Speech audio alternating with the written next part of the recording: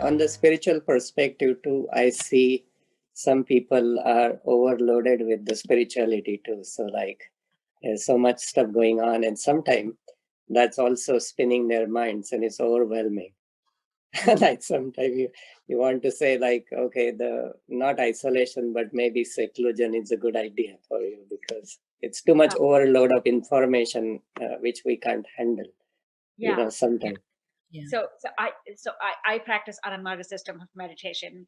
And we grow up hearing like no amount, like all satsanga is good satsanga, Good right? Like satsang. Yeah. they can't be too much of a bad thing, but maybe sometimes there can be. Um, but I think in the big scheme of things, Sachinji, Yeah. that's the that's the least part of your worry, unless you're only passively watching and not practicing, in which case you're right, it can be overwhelming, right? Like you're just like taking a lot in and you're not putting it into practice. So I'd say be circumspect, listen, and then practice, like put it Yeah, I into. mean the point I wanted to make is the question becomes like, who am I, what I'm doing here, why me?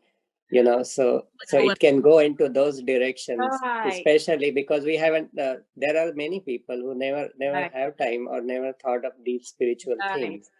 right. Good question. Sorry, then you go on a nihilistic existential path. Yes. Good question. That's right. And I think it's you're walking a thin line between spirituality and almost like depression, right? Yeah. Where you're Yeah. going between, like, who am I? Why am I here? These are all Yeah. very valid questions. These Yeah. are all existential questions. They all lead to understanding the intangible. Right. But where does it go into, oh, like everything is just maya, nothing is true, nothing exists, there's no Right. point in living? I think if Right. you're seeing yourself going there, then I'd say walk back a little, meditate, because I think Right. these answers, if you're constantly intellectualizing, sorry, I'm using Right. big words, but Yeah. these Yeah. are, at some point, this is, if you're asking yourself these questions and if you're actually doing something about it, if you're reading philosophy, if you're reading Nietzsche, or if you're reading Patanjali, or if you're reading Pravat Ranjan Sarkar, or if you're reading um, Maharshi Yogi, then I would say you're actually doing something about these questions. But if you're constantly asking these questions and you're intellectualizing it, you're only spending time in this, then that's a defense, right? And it's not a very in some cases it can be a good defense mechanism, but it's not a very mature defense mechanism. And in that case, you can then go off into a wrong tangent. You can then go off into depression. So that in that case, Satyajit, you're right. Yeah. Take a step back, do something physical, like do your yoga postures, do your meditation, read, um, and read good stuff. Like, I mean, try not to read Thomas Hardy, or Yeah. don't maybe not. I don't know if there's a Buddhist around here, but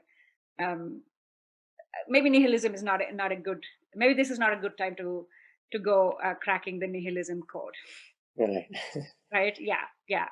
I'd say if you're right, if you're going from existentialism to nihilistic thoughts about why am I here, what's the point, there is no point in all of this, then I think that's actually a sign of